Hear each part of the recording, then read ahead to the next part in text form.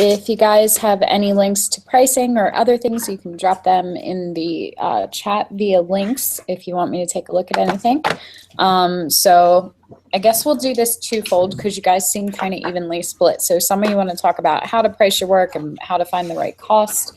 And the rest of you seem to be kind of filtering between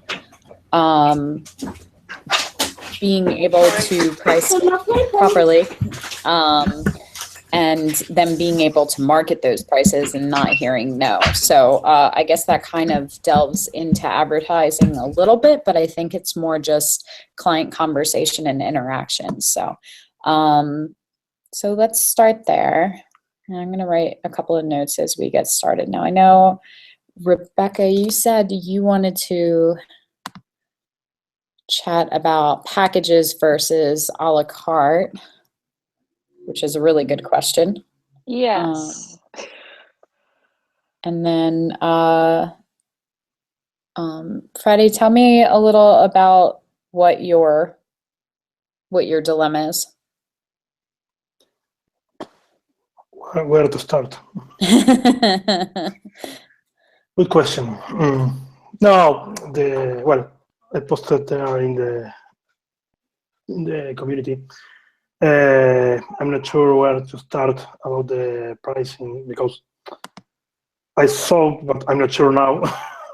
Maybe for a big print, I need to have more income, but not so much. I don't know. I'm not sure.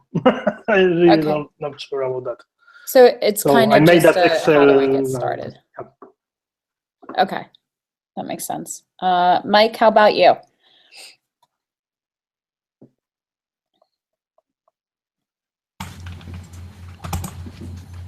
You can hear me now. Yeah. Yay. How about me? Oh God, I wanted to chat about the pricing structure. I remember talking in a previous video about the billing. The credit card bill comes out automatically once a month, so that they're not effectively not going, oh God, Jessica's got more money off me every month. It's the credit card. How that system worked. Okay. Auto payments and payment plans.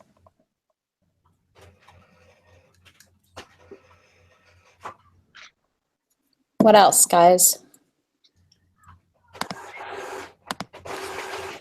Sandra says she's going to be tuning in virtually, but probably not actually joining us today.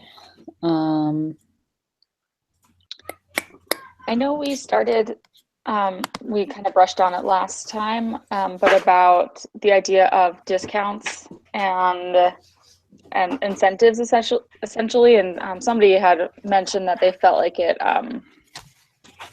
reduced the sense of value of the work to have a discount on it. So to go more into that and how to, incentivize basically. Okay, that sounds good too. So incentives versus discounts. I was wondering if you had a preference on like a deposit versus actual session fee. And elaborate on that. So, I used to just have my package was what the package price was, and then I would take a deposit from them up front to book them, so that they would show up. And then, but they got credit for that towards their package cost. Now I charge a session fee, like $200. And then basically I took that off. It's kind of the same thing price-wise because I just took that off of my package price, which makes them seem, the theory behind it was it would make them seem less expensive.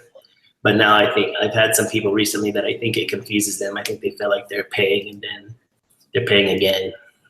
Does that make sense? Okay, so I think the session fee, just being a fee rather than a deposit that they get credit for, kind of bothers some people. Okay, so originally you were charging like a session fee, like we'll say it's $100, come in and have your picture taken and then you buy whatever you want. And now Well, that's what I'm doing now. Okay. And before they would get that $100 off the cost of whatever they bought later. okay, so they were paying $100 as a reservation fee that was like a non-refundable retainer, but they got that as a credit that they could put towards whatever they wanted to buy. Yes. Okay. And that's not working for you? It wasn't, well, I think what's not working for me is I still just have to find more clients, but I thought, I'm considering going back to that. I changed it because I thought if I charged the $200 fee and then lowered the prices of my packages by $200, like it's the same amount of money, but I thought it might seem like my packages are less expensive. I mean, that's the way that I was doing mine originally. It was a $500 retainer to come in and book a session. Like that money was in advance and it was non-refundable. And that meant that everybody came in. Like if somebody wasn't coming in, it was because their grandmother had actually died, you Right. know? Right. And usually at that point, if they're willing to put that money down, then I know they're committed. So if there's a scheduling issue or something, usually I'll reschedule it and that's fine because I know something's going on. Because if they have it in their head that they are not getting that money back, they're not canceling unless something important is going on. And that's where being a business person and being a human being coincide. Right. Because I'm not going to take $500 of someone's money because they have a legitimate family issue or emergency or something like that. Sure. I think that both versions work and I have done both. So when I was shooting for myself and we were doing just boudoir, it was that $500 session fee or retainer. And that was all as a print credit towards anything they wanted to buy that day. And then they were already pre-prepped to know that most of my clients are spending between $2,000 and $3,000. So that $500, but it was an immediate buying thing. So I actually did kind of a hybrid of the two. So it was a $500 session fee and retainer that was non-refundable, but the full amount of that $500 went as a print credit towards anything they bought that day, which means they weren't walking out my door to think about it. Because if they did and they bought a $2,500 package, if they call me tomorrow, they're writing me a check for $2,500. If they buy it while they're in at the session, they're writing me a check for $2,000 because that $500 is getting credited. Okay. Nobody's walking out and letting go of $500 to go think about it when they know they're going to buy something. They're not spending that kind of money to come have a session to not get anything. Right. So it may be that it's a little bit of both. You know, it can be a session fee and it can be a print credit. You just have to kind of figure out what works for you and what you can sell. If something about the way that you're set up is like grating at you and you're like, I don't really like this, I think my clients are going to have a problem with it. Your clients don't have a problem with it. You have a problem with it. The problem is once you start self-projecting like that and you're going, I think they'll have a problem with it, you will start finding clients who will have a problem with it. So you have to be comfortable with the way your business is set up. If you as a client would walk in and have a problem with it, then that's probably not the way to run your business, because you're constantly going to be in a state of struggle internally, arguing with yourself about, is this right? Is this going to work or not? So whichever one suits you better, I think is going to be fine. Okay. Did you show them like their photos that same day? Yep. They You see did? the unedited photos. I didn't when I first started because I was self-conscious. Now I think this is where the argument, like, I don't care. I don't care if you get it right in camera or if you fix it in Photoshop or if 80% of your editing comes in post, as long as the final image is sale worthy or share worthy. You know, I don't care how you got there personally. Like, I'm not like, oh, well, if you were a real photographer, you would get it right in camera. I don't care. If I love the image, then I love the image. I look for artists. Right. However, being good as a photographer allows me the confidence to show the images out of camera and just say point blank. I think people are used to it now. I think that the general public has enough editing apps and Instagram filters and things like that, that they know that most photos are not out of camera or even out of phone. You know, Right. Most people have digital manipulation done to them. To what extent varies, but they're used to adding color and filters and liquefying their waistlines and the door frame with it. And, you know, so I I think they're accustomed to that now, at least where we are in the world. So it's easy for me to just remind them, look, these are out of camera. We're going to go through and find the photographs you love. And then from those ones, we'll see how many pick. And then we can talk about what kind of album or box we're putting together. And then we are going to fine art retouch them and give you the fine art prints. Fine art prints are different than photographs. They Right. come in for the fine art prints. It's all about the sales wording too. Like when I'm selling for family packages, or I'm selling for weddings, and they're picking a bunch of different things to go together, they're not packages, they're collections. Packages are what you get from your school, and you put the 8x10 in a frame, and you give the other 8x10 to grandma, and the rest of them get shoved in a drawer, which kind of leads me into Rebecca's question about packages versus a la carte pricing. I personally don't like packages. And the reason that I don't like it is because most people, one, they start price shopping and right side menu shopping, where they look at what they want, but then they compare that to what's on the price side and then decide whether they're going to get what they want or what they think they can afford or what they've set their budget for. And the problem with that is that there's probably some things in this package that they don't necessarily want, but they're going to get anyway because that's what you've decided they are going to get. So I don't like doing that because I think that for me at least leads to the likelihood of more unhappy customers, because if they're getting things they don't want that they pay for, they don't see the value in that. So I like to custom tailor collections. That is how I sell it for family packages, for weddings, for boudoir. You know, when people ask, there are packages that we put together. My packages change every year for weddings. So in the studio this year, we put some together. We have these beautiful price lists that we do. Here are our pre-designed packages, but even when I hand them over, it's like, these are our pre-designed collections that we have together. However, we tend to custom tailor them for each individual client. I would say only about 10% of the clients actually buy a pre-designed package. We change them every year, and we change them based on what the majority of our clients said was their priority in the year before. So if I find that 80% of my videography clients are booking between a 9 and 15-minute film and 6 hours of coverage, then I know that the easiest collection to put in front of them is 6 hours of coverage, 9 to 15 minutes of film. You know, here it is all together. This is what you get. It gives them a starting point from the collection to go, oh, that's our priority. Or no, we're doing 2 ceremonies because we have different religions, different cultures that we're factoring in. It's going to be a long day. We're going to need double that. And then we're talking about, well, if I have a 6-hour package and a 12-hour package and they need an 8-hour package, am I taking the larger package and then taking things out and discounting? Or am I taking the smaller package and adding up? I don't like to do that. Yes. So that's when, as soon as they go, oh, well, this is kind of what we're looking for. We really love the time frame, but as far as the amount of video, but we're definitely going to need to change how many hours. That's fine. Let's custom tailor something. How many hours do you think you'll need? Let's walk through your day together. Most of them have never done this before. With the exception of, I'd say, family photos. Those are like the good ones. Wedding clients are often coming in for the first time. Most of my boudoir clients are coming in for the first time, unless they're models or fitness athletic or just love it and want to do it again. But most of them are coming in for the first time. They don't know what the questions are to ask.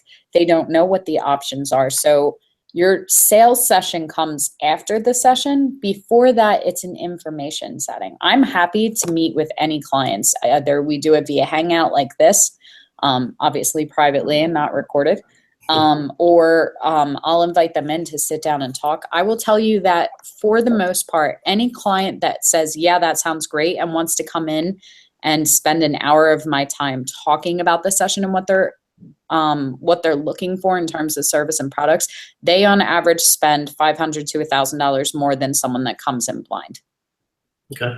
I think because, one, because you've taken the time to show them that they're more than their wallet to you. And two, because they've already been properly informed. So they're not hearing the information for the first time. So if they come in for a session with Boudoir and I go, well, we have these boxes, take a look at this. These run somewhere between $750 to $2,000, depending on the quality. You can also do the wall prints. They run at this price. What do you think you'd want to do and put together? They already have it in, and they've already heard the general idea of the price range. I'm not getting into specifics of, oh, you can do this finish with this cover, and if you do 10 pages, it's $1,000, and if you do 11 pages, each spread is $75. After that, we're not doing math equations. I'm just putting general numbers in their head so they know, okay, somewhere between $750 and $2,000. I'm going to budget $1,500. That'll put me somewhere in the middle, or that's right at the top of our budget, but this is beautiful, so I'll probably stay at the $750.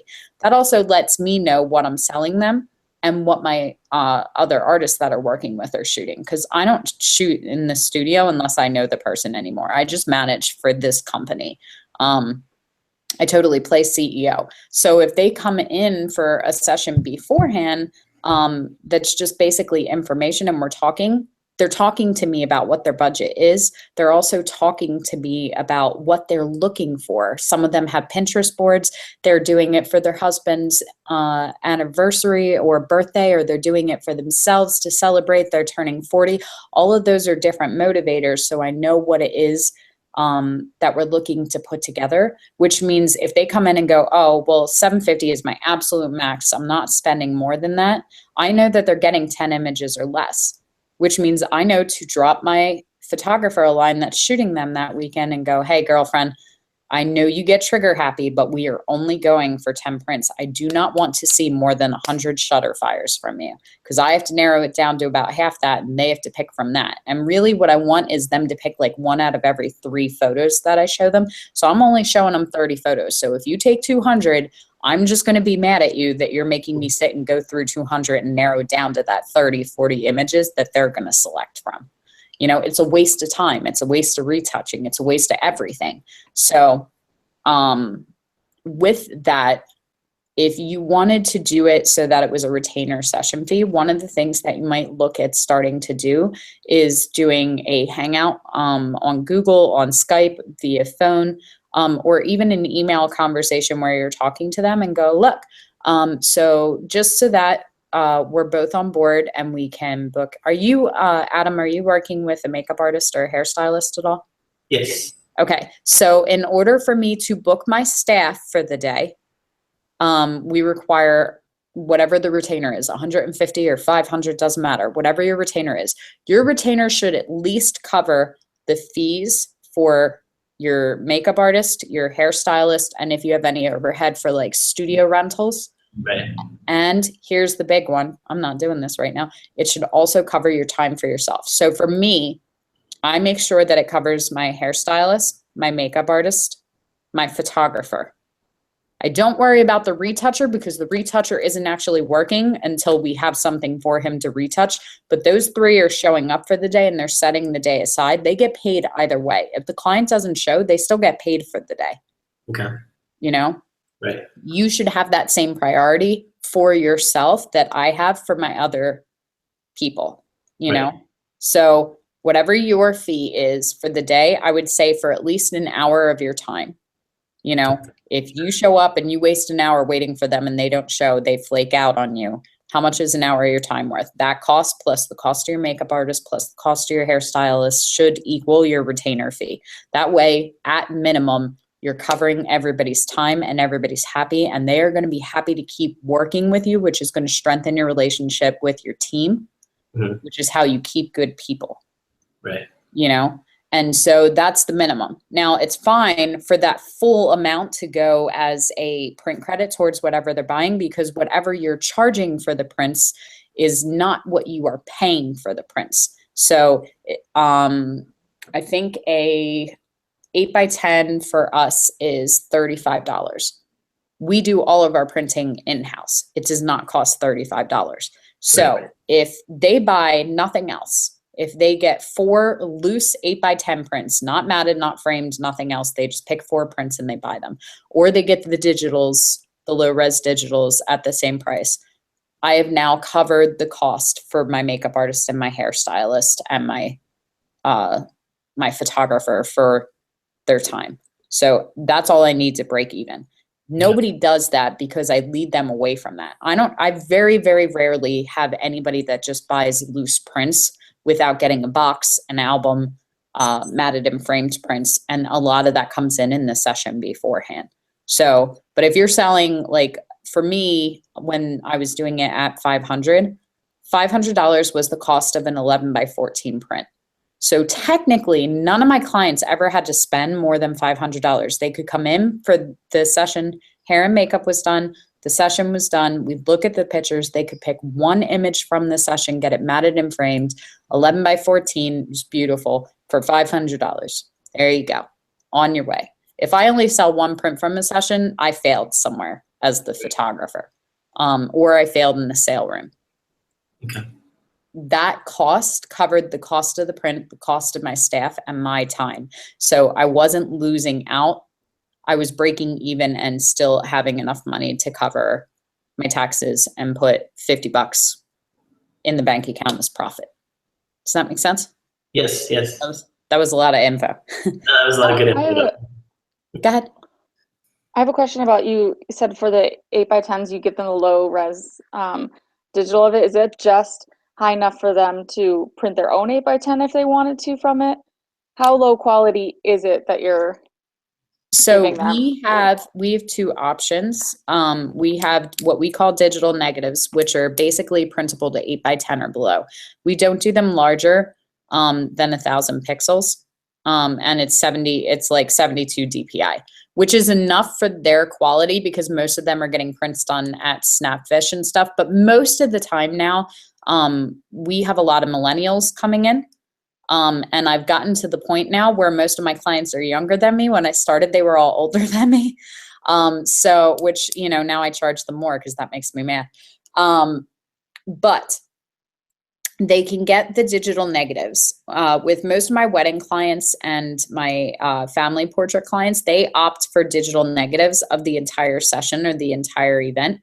But they're usually looking to share online. So we'll resize them so that they're web ready for them, but they can print them. And we just tell them, look, 8x10 is the largest you're going to be able to print without any kind of image quality loss. If you go larger than that, it's going to get pixelated. It's going to be blurry. It's not going to be sharp.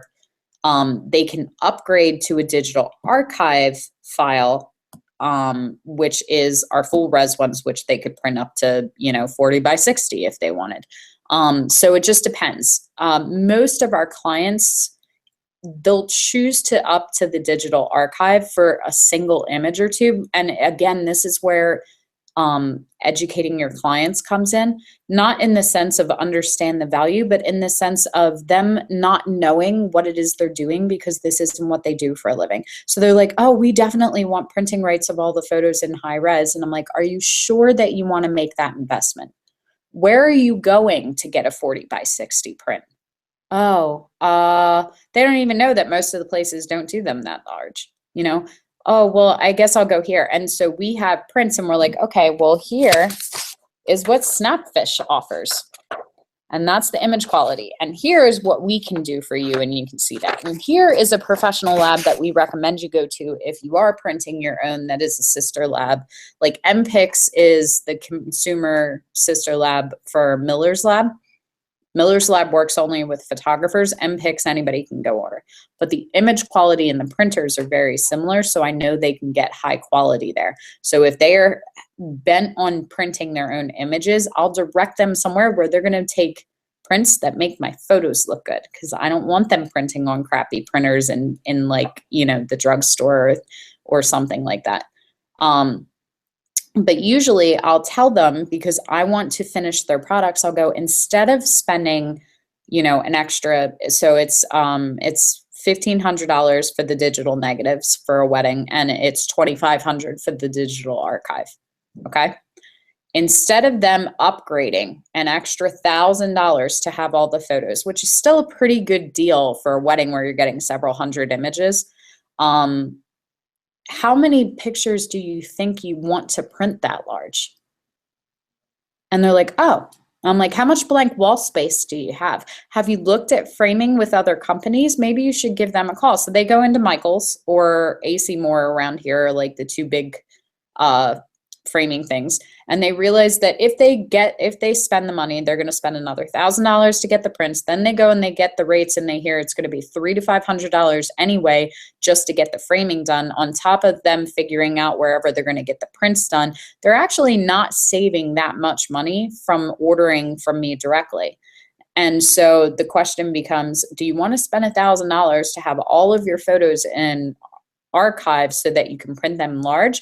Or are you mostly going to share online and do some small tabletop prints? Because if you are, it's actually more cost effective for you to pick the one print you want big and upgrade that one individually, and either have it printed in-house or pay for the individual prints for it. And then that leaves you more of your budget to come back in and spend on the album, on the box, on prints for friends and family, whatever else that you want to do. So some of that is helping them understand what they plan to do with the pictures. If they're like, oh, we're going to make an album and it's already uploadable, so all of our friends and family can upload pictures from the wedding as well. Well, then you don't need high-res photos. They don't know that. You know, I have people come in now all the time and you hear certain words, so it becomes part of the vocabulary and they don't really know what they're talking about. People ask me all the time if they can have the raw files. Do you have Photoshop? No. What program are you using to open the raw files? Oh, I was just going to upload them to Facebook. Well, Facebook doesn't accept that format. It has to be a JPEG. RAW is the extension. Well, what does that mean? You know, they don't know that they don't need that or that they don't do that. And usually what they're asking for is the raw footage, as in the unretouched footage and files. Can we get all these if we're not paying to get them retouched? You know, so talking to your clients is half the battle towards the sale and the pricing, and then being able to pay for the work. Because if you understand what you're talking about and you are able to educate them without them feeling like you're talking down to them or selling them, that is when you can understand what it is that they're really after. And that is when they are willing to spend the money because they understand the value of what you are offering, not the cost, which is two different things. Biggest problem that most people make when they start is that they are trying to sell people on how much they cost and not what the value is. That is where you start. Where is the value for the photos?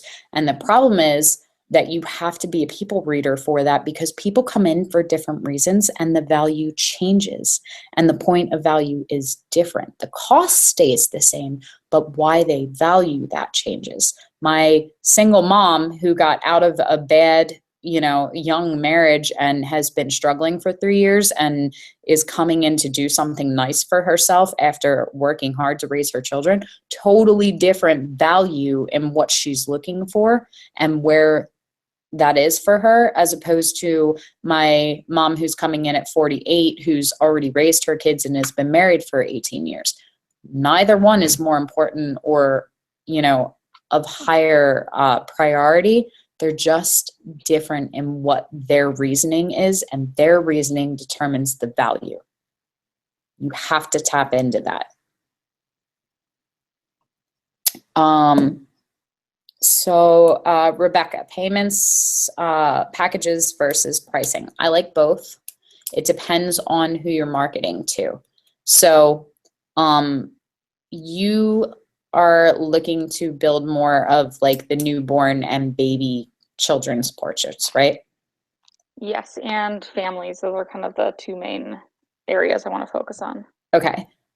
So I would say that being a mom of a new baby, you know how frazzled it gets and how quickly time gets away from you and how you have to pick the baby up in the middle of the conversation kind of thing. And, they dictate everything in your life at that point.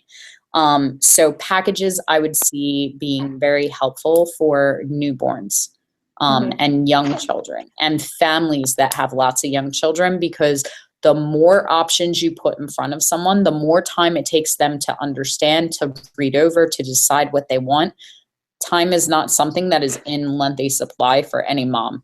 especially the younger their children are and the more there are of them. So making the process of ordering as simple as possible for them and the least amount of time is key to higher sales for you. Does that make sense? Yes, but I was also thinking of packages as in multiple session packages, especially with young kids and newborns, instead of just doing a newborn package, doing like a first year package. So Oh yeah. like hire me now and I'll come, 4 times throughout the year. We'll do a newborn, So we have one in the studio. It's called Belly to Baby. And so I try to get them when they're pregnant. We bring them in usually around 7 to 8 months, as long as the pregnancy is good. I find like that 7.5 to 8 months is good for a nice big curvy belly that we want. But they're not waddling yet. And they have a lot of their mobility still. So I'm not like pulling them off the couch because they can't get up by themselves. This is something that men don't understand unless they're like 15 years into a beer gut. It's not quite as easy to get off the couch. But I remember it and it wasn't fun. So, and your ankles are swelling and you don't feel sexy and you have stretch marks and your back hurts. And so you're trying to counteract all of that and take these pictures that are beautiful and maternal and sexy, and that value, motherhood and what got them into motherhood in the first place, and so that's the first session. That gives me the ability, especially if it's their first child, because this is all new. My first mom parents spend way more than if it's their second or third child. In fact, I'm lucky if I get them in for maternity pictures. I guilt trip them. I'm like, well, you did it for Claire, and then you're going to have to explain why Callie's belly baby wasn't as important. And just think how cute it's going to be when Claire's kissing your belly and it's just a totally different thing. So you can go, but it gets harder the more kids you have. So chances are they're not doing maternity photos past the second baby, if I get them for the second one. But they will still do the baby package. So we do maternity, and then we do newborn, which is usually between 7 and 14 days. And then we'll do 6 months and 12 months. You can spread that out. Originally, I was doing 4, 8, and 12, or 3, 6, 9, and 12. But I think if you do newborns, 3 months is a really good age. I think that 3 to 4 month one would be good because they're starting to sit up on their own. They're kind of holding themselves. They have a little bit of their face and their personality. I don't think as much from 3 to 6 months that there's enough differentiation in it to warrant me selling them the package and taking it out. So for me, the newborn, definitely. 3 to 6 months, I can go either way. So originally it was newborn 3, 6, 9, 12, and it was 5. And we weren't getting enough differentiation in the images. So my sales were suffering as a result. Because they just hadn't changed enough, it wasn't enough time to showcase really the spectrum of that first year. So we went to 4, 8, and 12 and newborn, and it was 4 sessions, and that worked.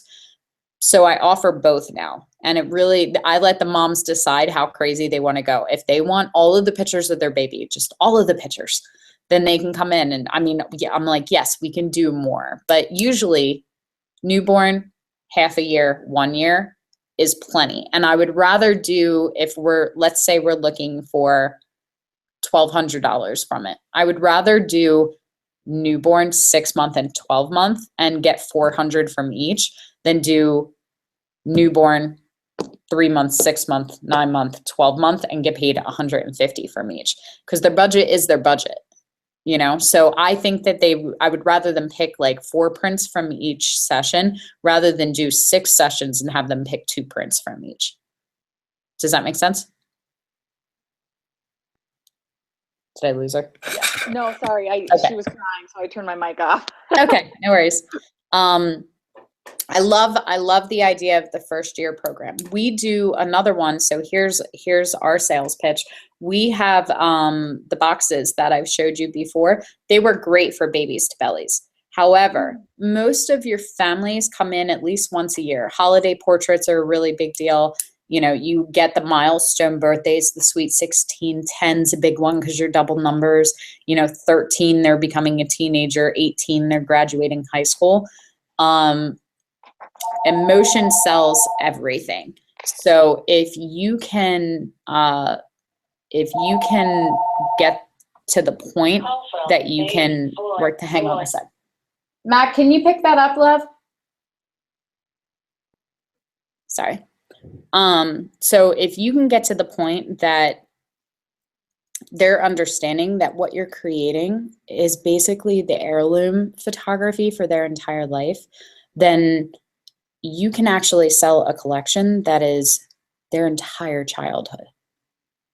Like, so you're in the very beginning, and every time you hop on and pick up baby, I'm like, I remember Katie at that age, she's so little. And then like I do that internally every single time, you know, and now she's getting ready to turn 12 and she's taller than me and she's got her first boyfriend and, you know, and her father wants to kill him, which is why we don't tell him her name.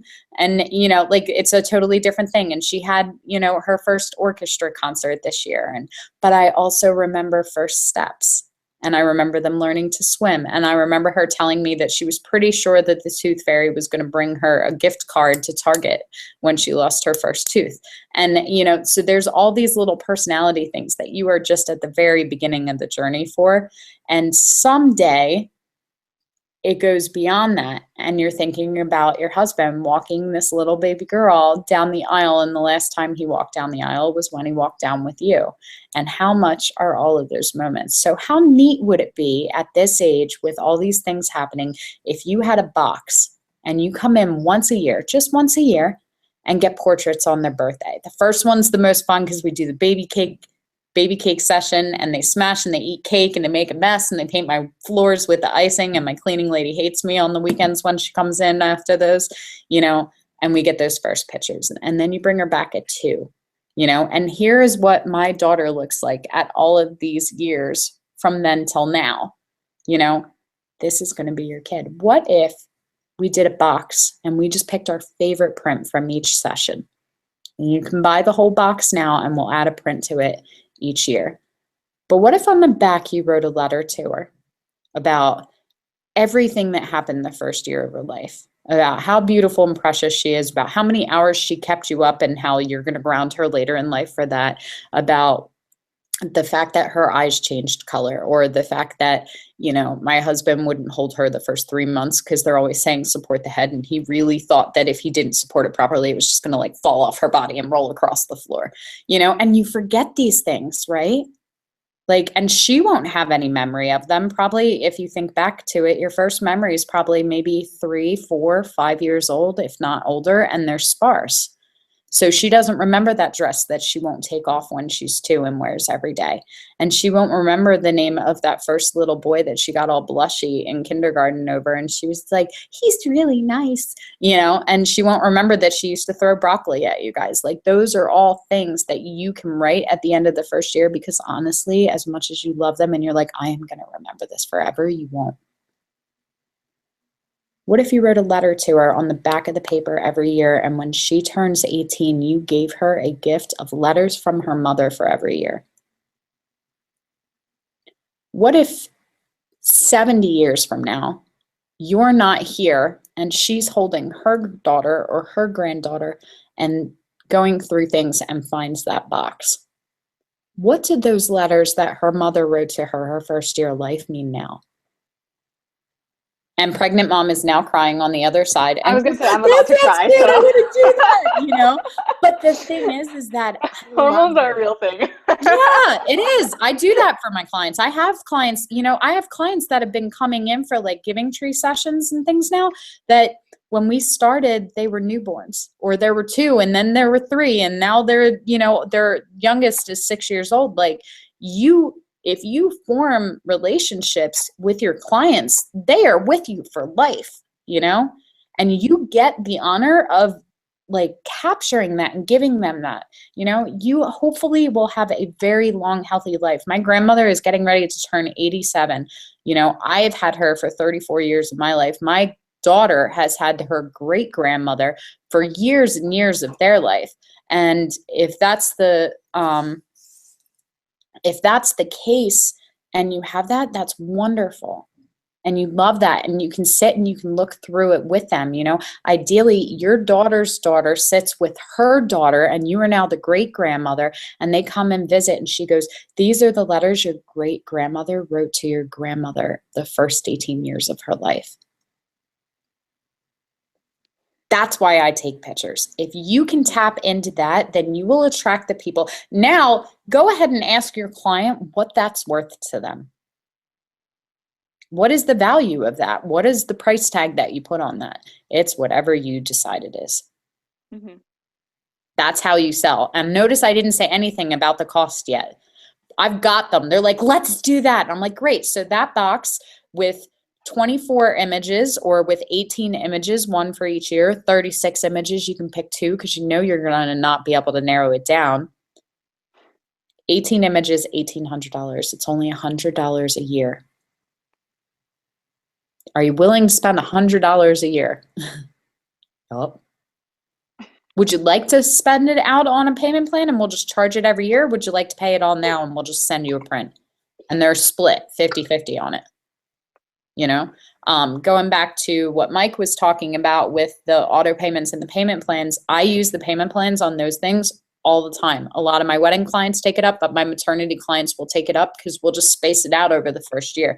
They come in at 7-8 months pregnant, and I have them until the first year. Now, the nice thing is if they come in at like 7 months, I've got 8, 9, and 10 before we do, because everybody thinks 9 months, but you go all the way through the 9 months. So you're actually pregnant for about 10 months, like up to the start of it.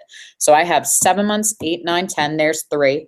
And then I have a whole year that puts them at 15 months for the first year that they can go through. So if they're spending $1,800 and I have 13, they can put $500 down on the box and then $100 a month for the next year until the baby cake session.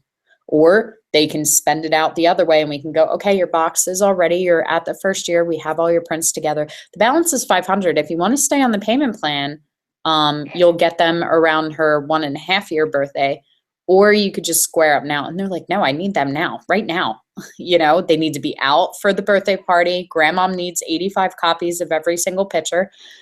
Yes, I need magnets because she puts them all on her fridge, you know. So that's the sales point. I never push for sales or for more money. And some people will just ask, oh, well, can we just pay that off early? Yes, you can always give me more money. We never say no to more money. Please give me all of it. You know, that's totally fine. And we just kind of work around that way. But it enables people that can't afford it in one lump sum to be able to afford it. Because there's a lot of clients that come in, especially with weddings, because they're spending so much money in so many different places. People are like, oh, how do I price myself out to fight the competition of all the other wedding photographers? You're not just fighting the wedding photographers. Fighting the other wedding photographers is just battle one. First, you got to beat all them out and get hired as the photographer. Then you have to fight out with all of the other vendors, the florist, the DJ, the venue, the caterer, the cake, the monogrammed napkins and matchboxes and favors and things like that, because that is all taking up their budget too. And you have to fight for the portion of their budget that you're going to get as the photography. How easy is it for me to sell that point? I am the most important person at the wedding that is a vendor, period. You don't believe me? Let me show you. Because you're spending all this money on a cake, and you're spending all this money on your dress, and you're spending all this money on this beautiful venue, and you have uplighting, and you have, you know, baby's breath and pussy willows and all these things, because that's what the knot told you to put in between the roses, and you hired the DJ and the band, and you're spending how many thousands of dollars. That's great. My grandmother can't remember the name of the DJ. She actually can't remember the name of the photographer either. She doesn't remember what they ate that day. She knows that she was in a borrowed dress. And they are celebrating their 66th wedding anniversary. And what does she have from the wedding?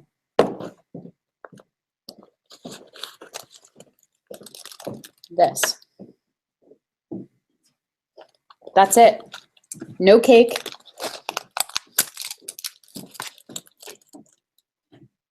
She doesn't have the dress anymore.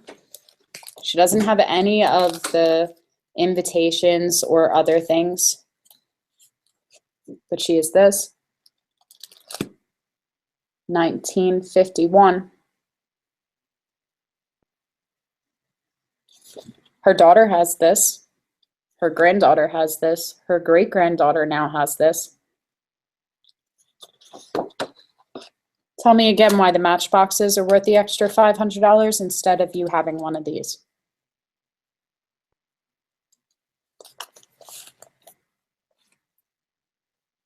I don't have to talk about the cost to sell anybody anything. I have to relay the value. You have to understand what the value is before. Let me tell you how I learned the value, because I did the same thing when I started. I was like, here's all these prices, and I made this big, beautiful 8-page book and spent an ungodly amount of money getting it printed so that it would have beautiful pictures of all my products, and the brides could go through and go, oh, look at this album and these frames, and here's what we offer, and all of our services and archivals and all the buzzwords that I was taught to use in all the classes that I sat in. And on the back, I put this picture and said, I'm taking pictures not just for you, but for the next generations. So my grandmother, I'm a magician in her world. She yells at me all the time because every time I take a picture of my kids in black and white, because it's classic and I love it, she goes, Jessica Lark. Jessica Pakinowski Lark, because she will always be a Pakinowski, you Pollock. Color photography is a privilege. And I want to see my grandbaby's rosy cheeks, and we didn't have color photography when I was your age, and you will never know any of the colors that are in any of the family portraits from back then. Don't you send me black and white photos, Jessica, all the time, right? So I blow her mind because I take one of the pictures and I erase one of my cousins that's annoying me that day out of the family photo. She thinks it's gone from the print on the wall upstairs. That picture's 30 years old, right? So we take all the photos, and we've been in a project. Part of the reason that I have these is that we have been converting all of her photos from almost, the oldest photo we have is of my great-grandfather from 1900. He's 19 years old in it. So it's over 100 years. It's 117 years of family history that we now have converted into digital so everybody can have it, right? And I make a slideshow together, slideshow for her, and I set it to music, and I'm like, I'm a wonderful granddaughter, so I'm going to make my grandmother cry as much as possible for her birthday, for her 85th. And so I put all this together, and it runs all the way through, and we're looking at all these photos, and we get to this one. And my daughter's sitting with me, her great-granddaughter is sitting, and this one pops up on the screen, and it's got all the music. And Katie looks at it, and she says, Chi-Chi, you have a crown. And she said, oh, well, that was the style back then. And she goes, Chi-Chi, I didn't know that you were a princess, right? And my grandmother's like, I do kind of look like a princess, don't I?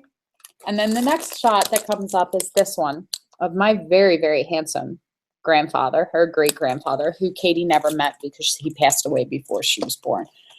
And she looks at it and she goes, he looks just like Prince Charming. And my grandmother loses it. Just, he was my Prince Charming, you know, and I'm looking at it and I'm like, Katie never got to meet him. I had him until I was 17. I still look at him now in conversations that we had and go, it would be so wonderful if I got to sit down with people that I've lost already and have a conversation with them as an adult, in my 20s, in my 30s, as a mother, you know, different things. I will feel that way when my grandmother passes away, when I become a grandmother, you know, like who she is in that. I won't understand until I get there, and I won't be able to talk to her about that. But I will be able to still carry that and tell stories about her and let other people know her. And this is how we do it. So when you say that you're coming in for pictures, whether it's boudoir or it's family or it's a wedding, whatever the occasion is, this is what I'm doing for you. I am letting somebody that will never meet you know how wonderful you are, how beautiful you were, how you were when you were young. Because my grandmother's always been old, as long as I've known her. you know, all the time. It is amazing for me to see pictures of her at 16, at half my age now, you know, to see her prom photos, to see her senior portraits, to see her school photos, to see family pictures of her with her sisters, who I've only known since they were 60 and older. You know, they're old ladies that wear hats and you know, and play bingo kind of thing. You know, that is my impression of them as a child growing up. And now I look at them and I go, you know, somebody is going to look at pictures of me. She's 22 in this. I am a decade past that now. I am someday going to be someone's old lady that they don't realize was young once and hot, because she is. Isn't she gorgeous? You know, she's a little more wrinkly now. I still love her. It doesn't matter. You know, and I think that especially since we cater primarily to women with boudoir and glamour, and, you know, women make a lot of the choices as far as family and children's photos, we forget that there's so much societal everything placed on them in regards to youth and beauty that they feel like they lose their value. Have you ever loved your mother, your grandmother, your aunt, anybody less because they weren't young and beautiful? No, but we have this hang up about it that we think that it is. And that is part of the getting over that understands price as well. That is part of the psychology for it. So circling back around, when you're thinking about pricing versus packaging with that, the first thing always before you decide what you're going to do is the value. Why is it that they are getting these photos? Because I'll tell you, sometimes they don't know.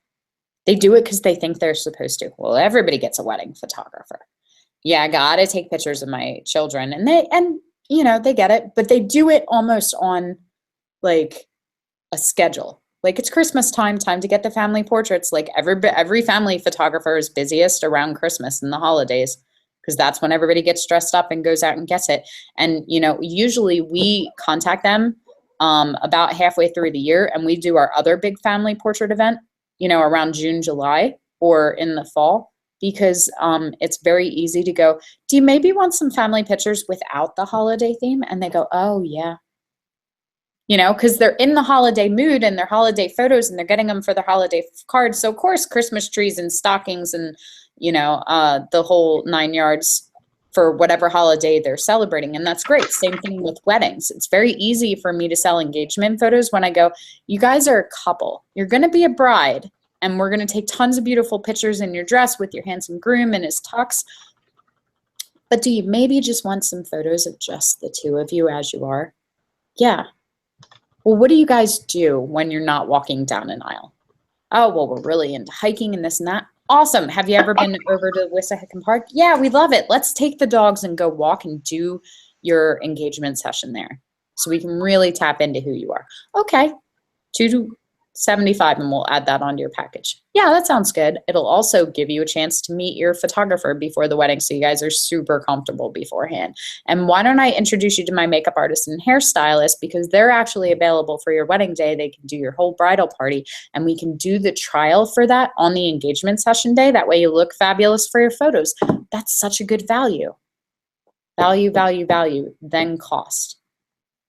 Okay? Other questions? Are we ranting? Hi, Ava. Thanks for joining us. Okay, so auto payments and payment plans. Let's talk a little bit about some of the apps and things that we use.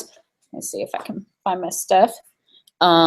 So different apps that I use as far as finances and expenses. Expensify has been a huge, huge help for me in terms of managing my business. It's a free app that you download on your phone. They do have a paid version, which is working really well for us because I have a bunch of other people that work under me. But Expensify basically has taken me away from the shoebox girl that I am, because I am that girl that goes into the tax guy and goes, here's all my receipts. Have fun. Hang on one second.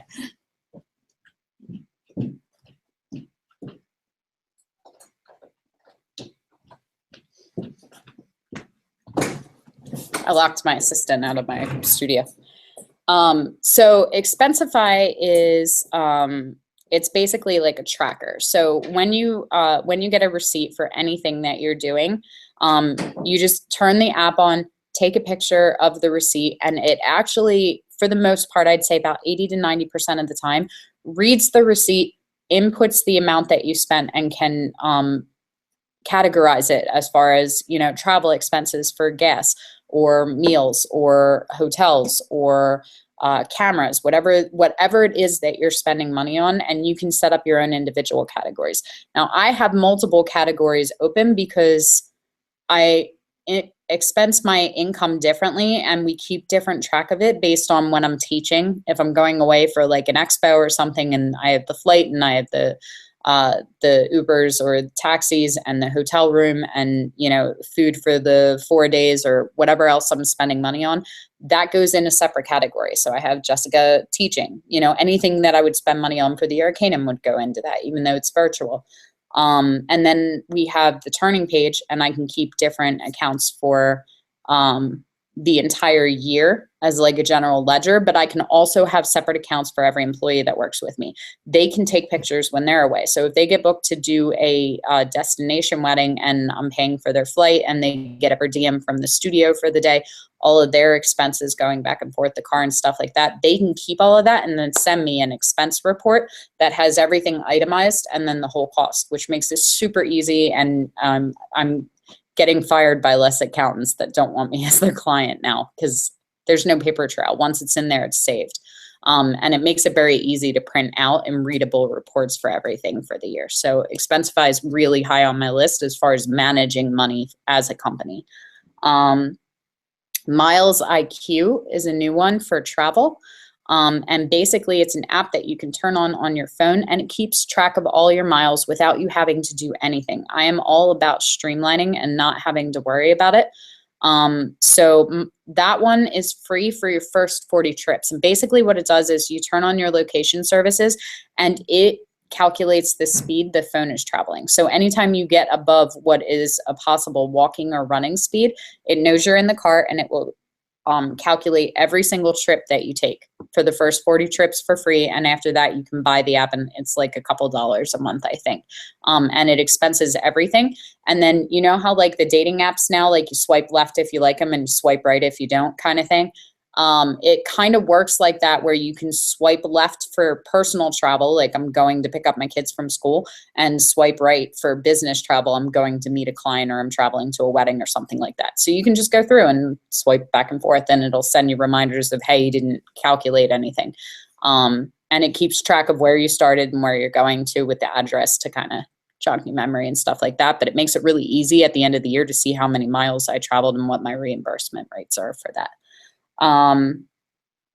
We use Pixify for all of our studio management. I love it. I can't say enough good things about it. I know that Tim, who runs it, is also in the process of developing a phone app for it, but the website works really well on my phone or tablet right now as is. But they're in the process of actually developing the app for it as well. Pixify handles all of my money, all of my finances, all of my contracts, my invoices, my emails. They have workflows that you can create that automate. So you can write yourself up basically a to-do list that says, you know, initial client interaction here, move them to the client inbox folder, sent them the packaging and invoicing, signed a contract, set a date, hired the photographer to shoot the date, completed the session, retouched the photos, sent the photos to the print lab, sent final prints to the clients, you know, sent thank you gift and feedback form, etc. You can set all of that, and you can actually tell it to send things at different times. So it can say, you know, initial contact form, send initial contact email, because basically the first info you send out is always the same for every client, at least in a genre thing. So pretty much every single one of my brides get the basic email. The nice thing is that Pixify also has code written into it so that you don't have to do anything. So you can write a list of all of the locations, like venues and things for that. And you can just write the email so that it says client first name, event date, start time, end time, invoice amount, invoice payment, and it will auto input all that info into it to personalize the email for them. So they don't get like, hello, thanks for booking the turning page. We'll be back to you soon with your account. It's like, hey, Rebecca, thanks so much for calling us about your newborn photos. Knows the client name, knows the invite. As per our discussion, we set up an invoice for you, which you can view here for the baby to belly package at $1,800. A deposit of $150 is due at signing in order to reserve your date. Here's our full contract. You can click here to view it. Contact me if you have any questions. Please make sure we have all your info correct. Client name, client address, client email, client phone number, and it auto inputs all the info in for her to check. It's super, super easy. And they have a like Pixify Academy that you can sit in that explains the entire program and all the nuances to you so that you can learn it. I love it. It also keeps track of all of my invoicing, all of my pricing, all of the money that's due, which is super helpful. So if we go in right now and look at my screen, actually, maybe I'll pull that up. Let me see if I can do that in a way that's not going to show any of my client info.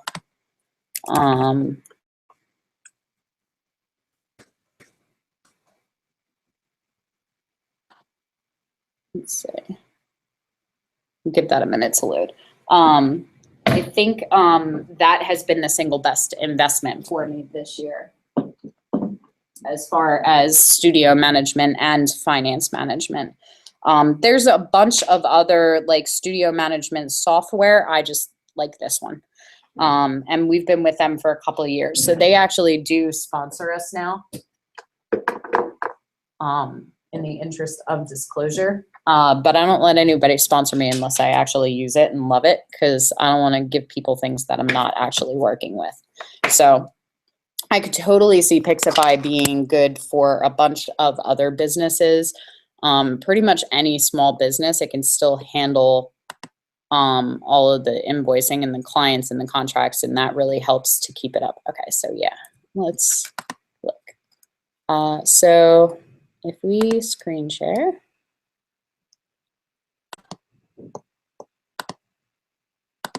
Okay, so you can see here, okay, this is the basic dashboard for it. Tells me how many events I have going on today, how many new leads are in the system that aren't clients yet that I have to contact, how many upcoming events I have for the year that are in, contracts that are overdue that we sent out and they haven't sent back to us yet, tasks that I have to complete, invoices that are due, how many payments have been received, how many accounts are receivable, and so that pulls everything in. Now, this is only clients that come through Pixify itself and have been put in on the contract. So this isn't entirely accurate for me because we do a lot through Intuit and QuickBooks as payments, but it gives you an idea of everything that's coming in. And then we can go in and view all of the clients, which are people that are actually working with us, the leads that are people that have contacted us. You can also have your staff and vendors, which is really helpful for me because we have 12 artists that work in this studio. So when we sign a client, I'll go to test. So when we sign a client, you can put in their name, their phone number, emails, social media, the event type, you know, wedding starts on this date, this time, this end, this kind of thing, who they were referred by, so I can send thank you gifts if somebody is sending it to them. Super, super helpful. Categories that they've been in, we can set any kind of category and I can add them. So I have like my boudoir clients, my wedding clients, portraits clients, giving tree, hams, super cute kids that we love having in front of the camera in case we need new marketing materials, families, clients that left amazing reviews, clients that have repeated and come in, workshop attendees. You know, it lets me categorize them because after you work with a certain number of people, you're like, who was that again? And then I can go in, I can send them proposals, I can send them contracts. The nice thing is once you add something, you can go through and continue to make that a template and go in. So if I go into my contracts, these are all the contracts I have going on. I can go into templates. So like my payment plan template, has all of the info, event name, event date, event type. That will change for each client, which I can assign to them in their profile. Also, all of their contact information. The invoice grand total, the invoice balance. So it auto-populates all of that. So I don't have to rate that for every single client. It puts it all in automatically as soon as I create an invoice for them. And then it has all of the details for the contracts and things like that. Same thing with invoice. Can they sign those contracts online? Sure can. Yeah. So once I so let's go over and we'll create an invoice for the test client. Add new invoice. Okay, so I can go in and we'll say it's an event invoice. Now you can go in here, and if you've created an event for any clients, their names will come up, and that's the wedding that it'll get attached to. So we don't have a pre-made event for them yet. Let's go in and say that they're booking our feature film cinema collection. They're only getting cinema. Okay, it creates the ID for them. Now let's say they're booking a payment plan. I want to split that into 12 months, equal payments, and that's going to be due in 1 year. So we'll just switch to 2018 and make it due on the 31st. Okay. PA sales tax, 6%. And then I can create the invoice. Oh, event is required. So we'll go in and we'll make, let's make it, do I have one for test?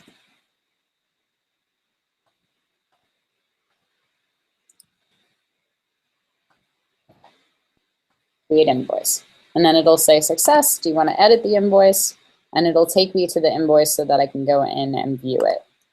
Now when I view it, it shows everything that they have, 10 hours of coverage, 2 cinematographers, blah, blah, blah. So they can read everything. I don't itemize them. You'll notice these all say 0 because this is a pre-designed package. But if I was creating a custom package, I could go in and put their rates for this.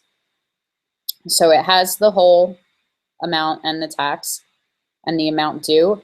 And then it'll split all the payments automatically because I asked it to split it into 12. So their payments are going to be $636 a month, every month, and it'll auto charge. Okay. Then today goes by, or June goes by, and they want to make a payment. I can click to add a payment, change that to paid, $636. Payment due date is today. They actually pay it tomorrow, and they're paying by credit card. And then I click save. And then that adds that onto there, that they made that as an actual payment. And then it'll update their invoice and everything for what they're doing. And then if anything's wrong or I want to go in and change it, if I wanted to itemize all these individually, then I can just click on them and change the price. So it's super, super simple for me. And then as the client, when I send it to them, they get a basic email. So if I go to,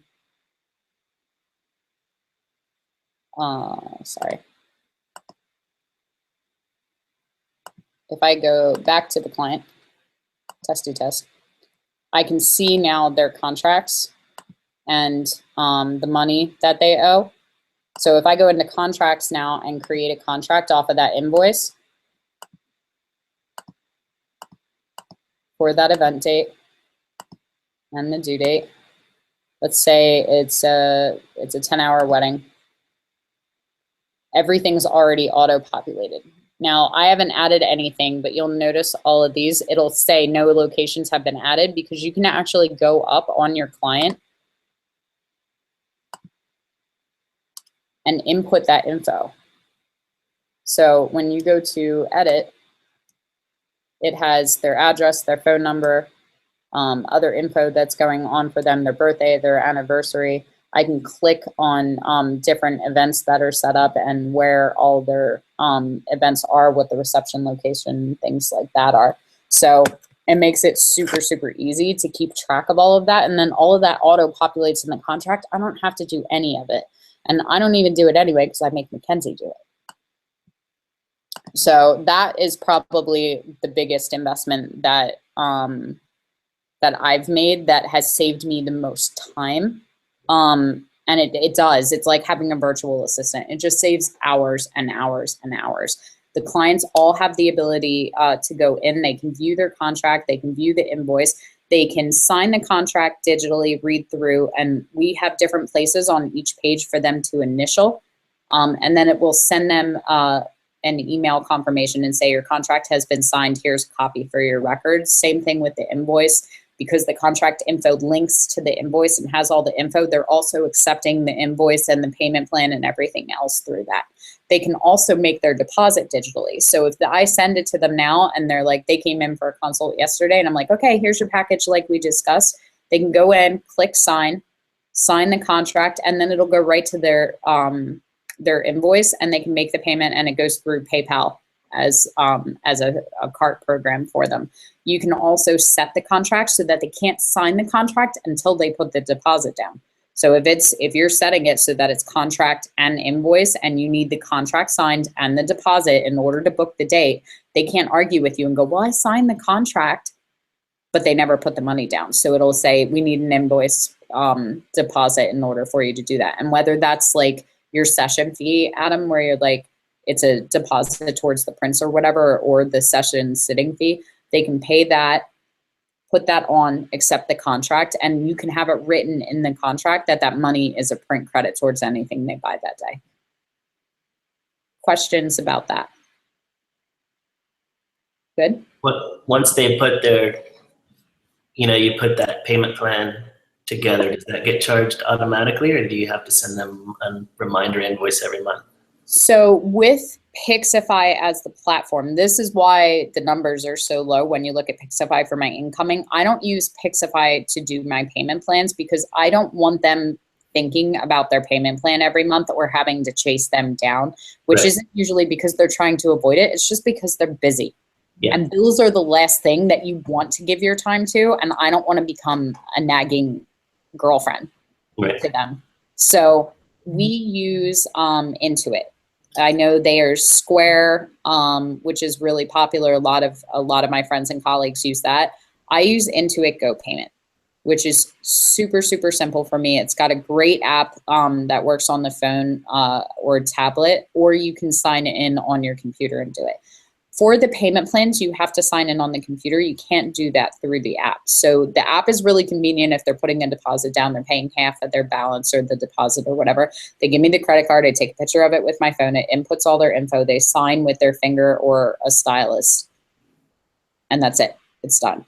If I'm setting up a payment plan, Mike seems to have lost everyone. You might have to go out and come back in, Mike. If somebody wants to chat that in the group, that'd be good.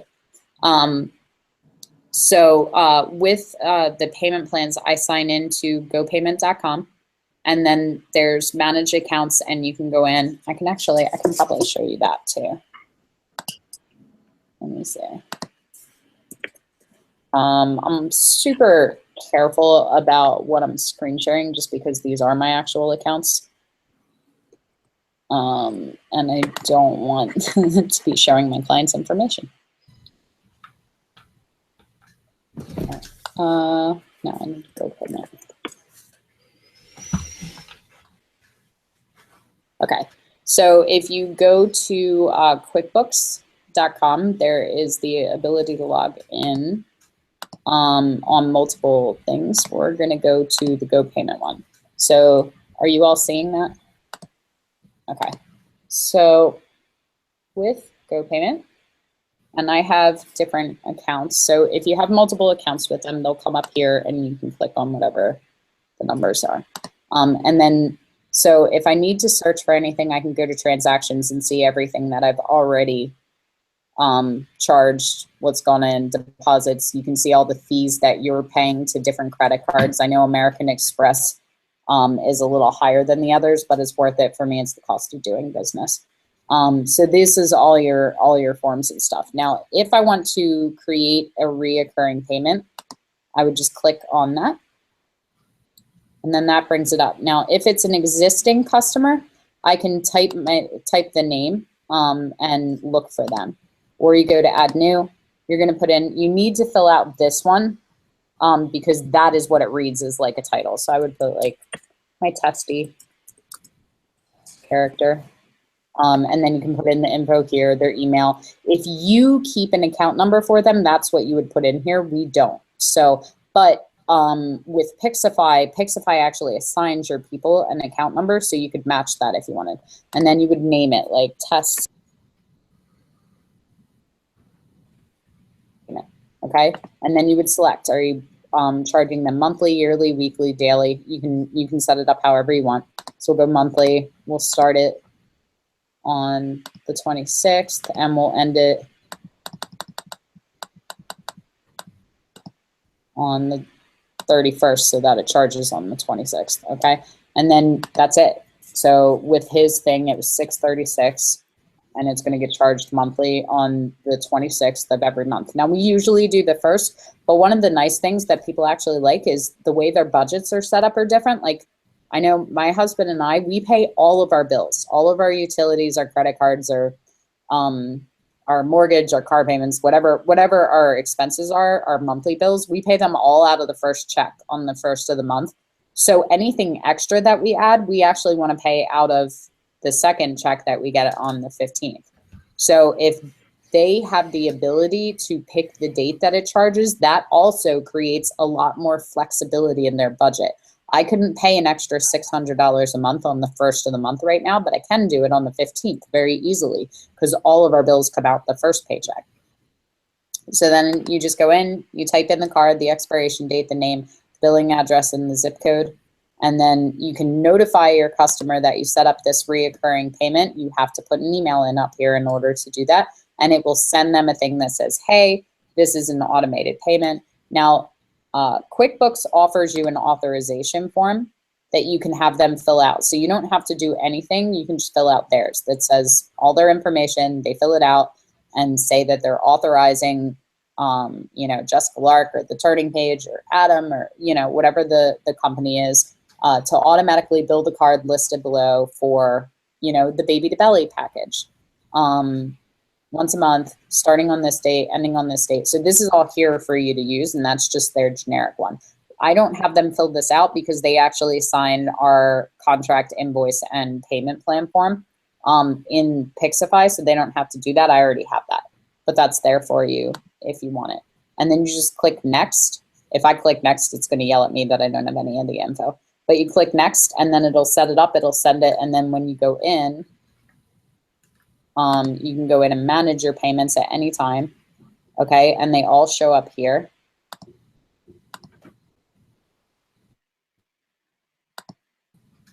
So if you go in, you can see all of the accounts and their names, and then how much money is being charged and what the dates are on there. And you can suspend it if they need you to hold the off payment or if they pay off the balance in full or something else is going on. But this is what I'm talking about when you go in and you start adding it up, because these guys are all on for at least a year, if not 2 or 3. So as it starts to build, then you have the ability to start having guaranteed income every month, which is the biggest problem for small businesses. One of the biggest issues that I hear is that, you have months, especially like most photography has seasons. Like senior photographers definitely have a senior season. Wedding photographers definitely have, a wedding season. And then it's tumbleweeds through other months. So what do you do when you're making $25,000 in September, but you're making $0 in January, and you have to budget that out and make that stretch? Well, the nice thing about the payment plans is whether her wedding is in April or December 2017, 2018, even 2019, they're paying a set payment every month until it's paid off in full. And as I get more clients on, let's say for sake of argument, everybody's paying $100. Once I have 12 clients on, I have $1,200 coming in every single month for a year. The nice thing is that with the higher packages, if they're spending $7,200, if they're spending $12,000, $15,000, and they're taking out a payment plan, a lot of times they'll take out a 2 or 3 year payment plan. 2 years works great. So you cover, and we cover the photography. When we get to a certain point at the price list, about 6 months after the wedding, which is usually how long it takes me to edit and put a full-length video together and do their albums and have them sent back in. They've gotten to the point that they can pay for their video. And when the 1-year anniversary comes along, they get their wedding album as a wedding gift. And it's a nice way to celebrate. And that is how I sell it. And they go, okay, that totally works. And they still have access to the digitals on my website that they can go view. They can order individual prints at price on top. You know, their family and friends can order things. A lot of times I have a lot of clients that pay off in April because they get their tax returns, or they, you know, they have extra money floating here and there.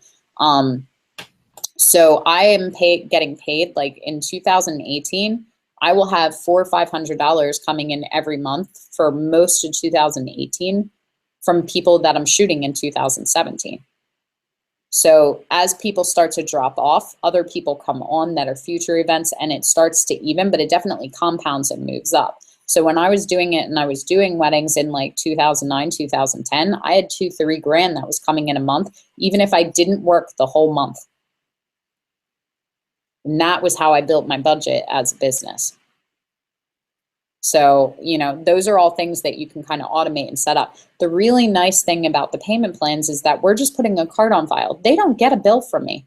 They get an email that says, thank you for your payment, you know, but, and they can go in Pixify and click on the link to their invoice and see it, and it will have all their payments paid off for their records, but they're not getting calls from me. They're not getting bills. They're not getting anything in the mail that's like, thank you for your prompt payment and here's your balance due, like they do. I don't charge interest on it because I don't like doing the math and I don't want to. There is a late payment fee, and it's just $1.50 a day. So if your due date's here and we don't get it for whatever reason, now I will give them a complimentary phone call, especially right now. We've been having a lot of failed credit card things because everybody's getting the chips in their card and it's changing the numbers. So we don't charge them because I don't get like a fee. I'll just get a notification that said it didn't pass. So, you know, we'll call them, and as long as they update regularly, we usually don't charge them a late fee because I don't want them to have any negative feelings towards me. You know, sometimes stuff happens. Even if they are just being irresponsible, me calling and being their friend and working with them rather than being a bill collector is better. But it's nice because all they do is whatever the credit card is they put on file, they get the bill from them. So that's where all their negativity goes, stupid credit cards and their 22% interest and blah, blah, blah, blah, blah. And you, blah, blah. Oh my God, look at these pictures we got from Jazz. This is total change in things. And it works really well. And the nice thing about setting up the payment plan on GoPayment is that it's auto deducted. They don't have to think about it, and I pretty much have the guarantee that it's going to come in every month and charged to them with rare exception, which is much better than them setting it up through Pixify, where they'll just get a notification and they can go on and make the payment through the processing thing every month, which is fine. I do have a couple of clients that prefer that. You know, my one client from 2016 is still paying off her thing, and she sends me $250 every month via PayPal because that is how she does her budget, and she is on it, and she is never late, and she's totally fine, and she's been on point the whole time. I'm totally okay with that. So it gives your clients options. But if I have my preference, every single person is on an automated payment plan. Questions about payment plans? So I have a question. Sure. You were talking about how you have some people in Pixify, and then you have some people in Intuit.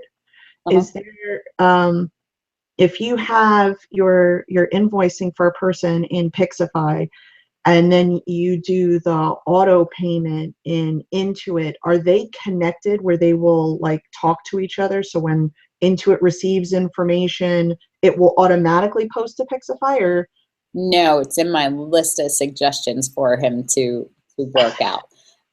So every single client that I have is in Pixify as a client, so I can look up the information. I can send emails out to everyone, or mailing addresses, postage, that kind of stuff. And their packages will go in. But at the end of the month, we just have to go in manually and just go into their payment plan and click that the payment cleared, and then take that off of their payment plan in there for them to see.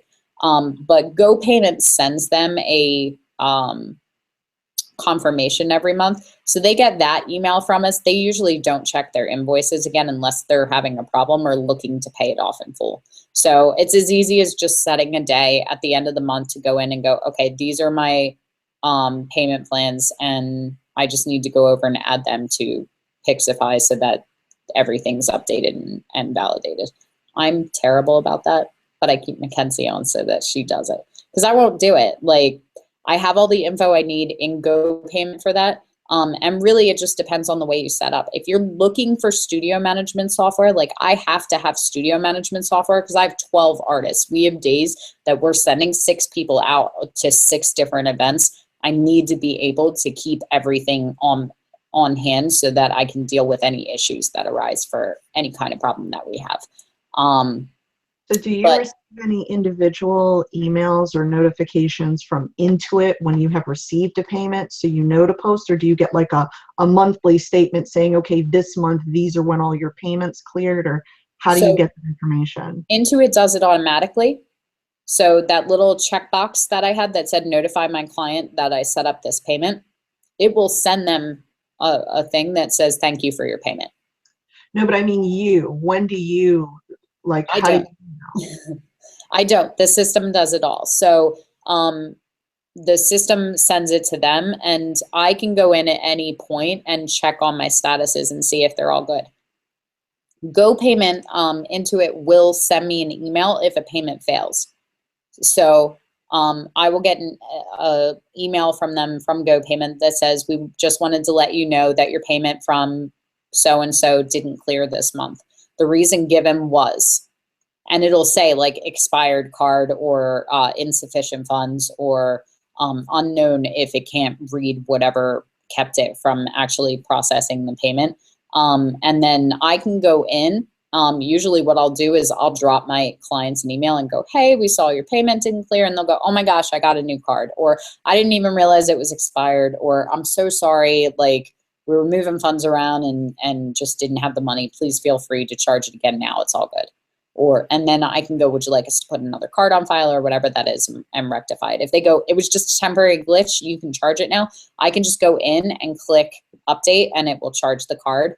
And so for my clients, because things do come up, especially in a 2-year payment plan, most of them will skip one payment at some point because the card died, because finances got tough, whatever the reason is. So I just sit down with them and I go, look, communication is the key to a healthy relationship here. Okay, so if something is going on and you cannot make your payment, don't wait for the system to pull it out. Give me a call 2-3 days in advance and say, hey, I just need to postpone my payment a week, or can we skip it this month? And I will do that twice for them without charging them any kind of fee or anything else as a courtesy, because I'm happy to just take it and put it on the end. If you need May off this month, that's fine. We can add it on to June 2018 as a late payment, or I can just put it off for a week until your paycheck comes in. That's totally fine. We can charge it later. Or you can give me a call and put it on another card for this month, and then it'll revert back to your payment plan for the rest of the months. Like, there's a ton of options. I'm totally fine with that. And when it's low stress and they don't feel like I'm a collector calling and I'm working with them and going, look at all these options we have. It's totally fine. There's no fees. There's no interest. Let's just find a solution. Like, most people don't want to not pay their bills. I would say that I have 1 to 2 clients out of every 100 that become a problem, that, you know, I have to chase down for money, or I just have to write it off. And most of the time, for the amount of money it is, I'll just let it go. Like, that's fine. I would rather shoot somebody else and spend my time creating art and working with new clients than chasing after someone like a bill collector. Like, it's just not worth it. It's not worth the time and the energy and the frustration. It puts me in a bad negative state because I'm like, give me my money, bitch. Like, you know, like, I don't want that kind of energy going out. Like, I don't want to be in that state of mind. Like, a client not paying you never puts you in a good place mentally. I'm like, you know what? It's fine. I will hold your wedding photos hostage until you pay for them. Like, that's all. When it's important to you and you have the money, you will come back to me. And that's the energy I just give it. And then I'm on to the next thing, you know. But I would say, for the most part, the flexibility and the options that it opens for people to afford you, because not everyone can afford to put $7,200 down for a session. But they might be able to afford $100 a month or $200 a month or $500 a month. You know, when it's built into their budget, that opens up a lot of people that probably wouldn't have worked with me otherwise. So I'm happy to do that, knowing that there will be the anomalies that it will cause a problem, that they'll cancel their card or they just won't pay. You know, it's the cost of doing business. You are going to encounter that at some point. But to get the 10 extra clients that do pay and are on the payment plan is totally worth it for me to deal with one client that's going to struggle and be a problem. So Intuit, Expensify, GoPayment, Pixify. What else do we use? I think that's it for like the business and finance apps that I use regularly. Okay. Incentives versus discounts. So the problem with discounting your work is that if you do it regularly, you train people to wait for the discounts and the sales.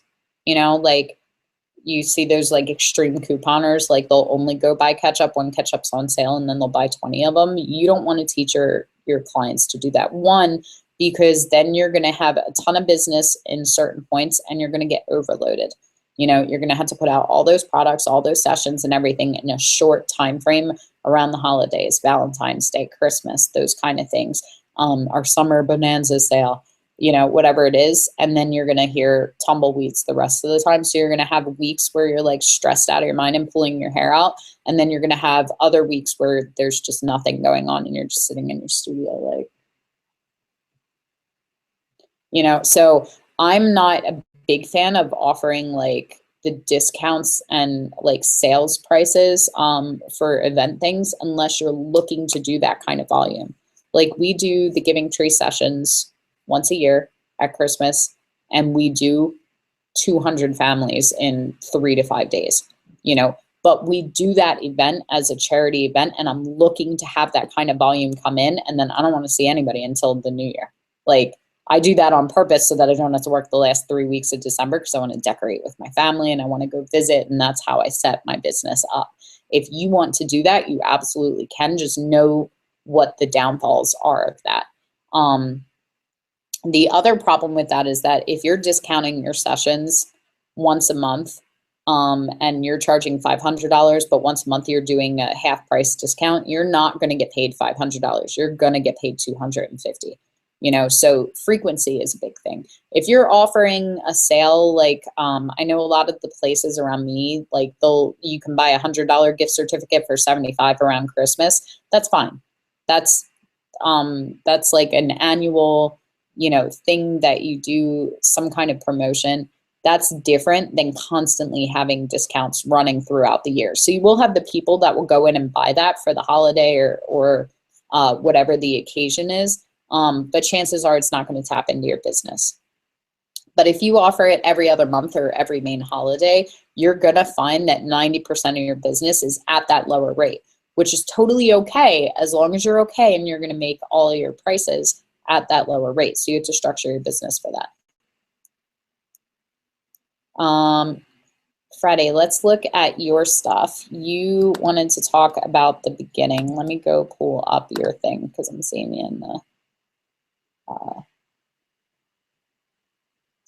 thing. Let me pull up the right email. Sorry, give me a second. Okay, so you have a price list dilemma. Let's chat about that a little bit. Yes, the dilemma is mostly which provides to do its small prints and big prints, and if I charge more or charge the same or what. Okay, so these are the prices that you are paying for them. Is that correct? Yeah, let me see. Okay, let's. Do you care if I screen share this? Yeah. Let's see that. Yeah, you have the buys. Yeah, exactly. Yeah.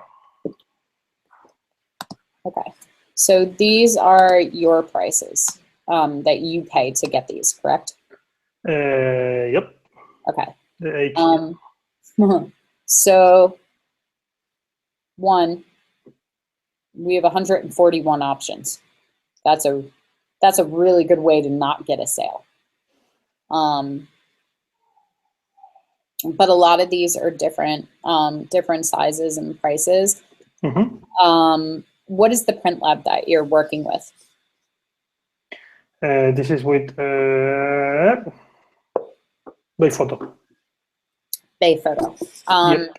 So I would go, and most of the print labs have an option for you to order a sample print set of all of their paper options, because they usually have a bunch of them, like the satin, the mid gloss, the high gloss, the pearl, the matte. Yeah, I have it. Okay, so I would go in and I would look at them and I would pick your top 3 at the most of what you love. And then everything else goes, because the luster, the metallic, the satin, the canvas, the watercolor, you're offering them like 8 different options just in paper styles. Yep. Which I don't think you need. So what I would do is I would pick a favorite print of yours and I would print it out on each of these, even if it's just a 5x7 or an 8x10, and see which finish really makes your stuff pop. Which one looks the best for you. And I would pick maybe 2 to 3 and I would look for differences. So the watercolor paper is a matte kind of paper. You probably don't want the watercolor and the matte. You probably want to pick, do I want the texture of the watercolor paper, or do I want a smooth matte finish? And then I would probably look at metallic or a high gloss or a satin or a pearl, something that gives it a stark difference. Yeah, the metal mid gloss is really nice. Okay. So I would go through and start there with picking them, and that should cut out about a third of your price list right there, which gives you less options, because there's too many numbers. You can't put 140 different options in front of people and then ask them to pick one. They'll end up not buying. The problem is the aspect ratio, because have images, so it's 2:1, another's 3:1, 4x3. It's really different sizes. I'm totally okay with that. I totally get that, having the different aspect ratios for how you crop the prints. Do them in collection sizes. So for me, 4x6, 5x7, and 8x10, they're all the same price. You can get whichever one you want. I don't care. But you pay one price for it. So 8x10s and lower, $75. Period. And you can go from there. Now, I would say that as a general rule, what you'll hear a lot of the time is that for whatever the price is that you pay, the price that you charge should be at least 3 times that. So if you're paying $10, you shouldn't be selling it for less than 30.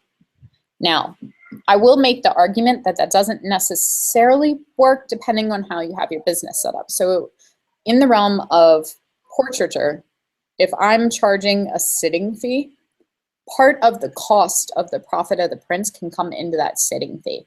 So if I'm charging $500 for you to just come in and take a picture, I don't have to charge, $150 for an 8x10. I may only charge you $10 for an 8x10 because I already made $500 off of the session. So you can build it in. If I was waiving sitting fees and I was doing just the print credits and you're only buying what you want, the print prices are probably going to be higher because I haven't made any money off of the work that I've already done in the session. So you have to calculate in for that. So before you get into what the prices are for the products, let's talk about how the actual business is set up. Where are you making money, or how is it that money is exchanging hands? Is it only in prints? People are just buying the photos? There are the different options. From my website, it's normally people that buys one print for their home or office or whatever. Okay. But not so many pictures, and maybe selling 2 a month or something like that. It's really Okay, It's can you less can you people. throw the link to your site in the group chat again? I don't Yep. think it's in my history anymore. Let's go take a look.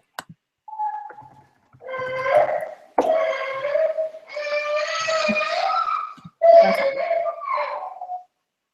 So we're looking at all the fine art. Mhm. Who are you selling to? Let's start there. In the website, mostly for families, maybe some people that wants to for the office, but normally it's particulars. Yeah, it's for home or something like that. That's the shop in my website, of course. Besides that, I am trying to sell to hotels, to interior designers, architects, something like that, for printing and for doing images for social media, for tourings, places, or something like that. Yeah, Okay. not only landscape. So I would say that we have to figure out what it is that you're offering in terms of the products first. You know, you have a lot of really grandiose, beautiful landscapes. I see them as very large prints. Do you? Because an 11 by 14 really isn't that big. Like if we look at one of the collections on my wall, that little one down on the side, Yep. that's an 11 by 14. So I'm thinking more like 24 to 36 at the minimum. Yeah, exactly. Yeah, they need to be large. It's mostly the panoramas. Okay, the panoramas. So so mostly panoramas, that cuts out a ton of different crop sizes. So what are the sizes that you want to show, and where are they being hung?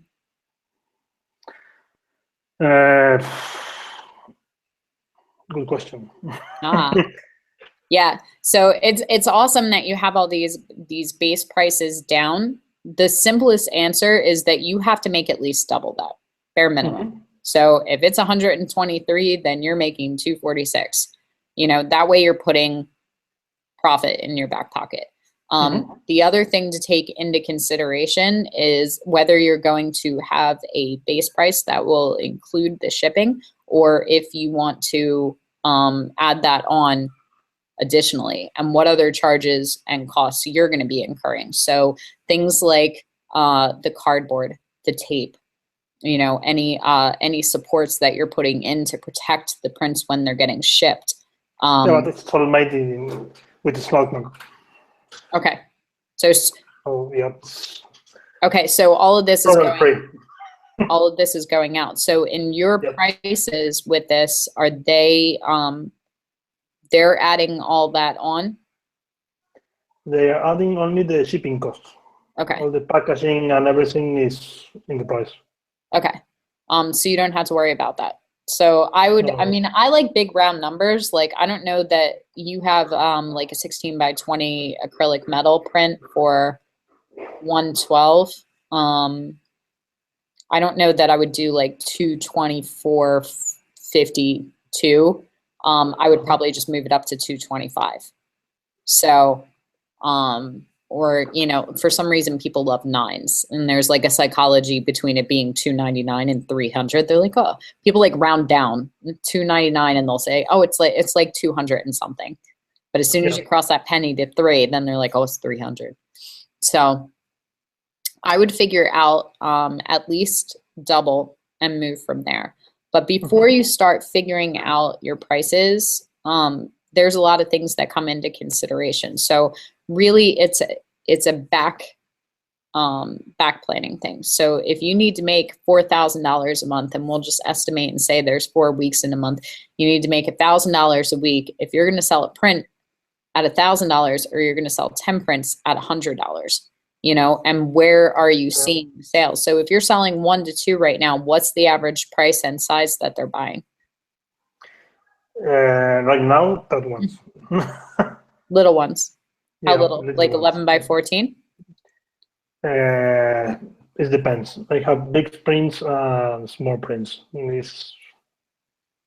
I think the normal size is something like, let me see.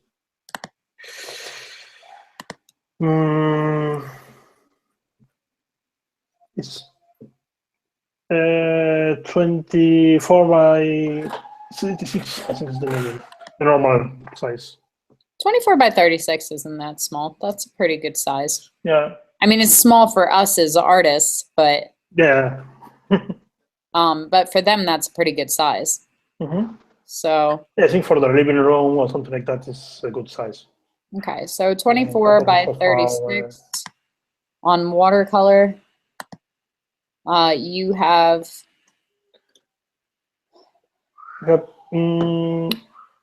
Let me see. like 122, and you're charging 277. So that's not bad, because double the price would be 244. Yep. So we have a bunch of different options.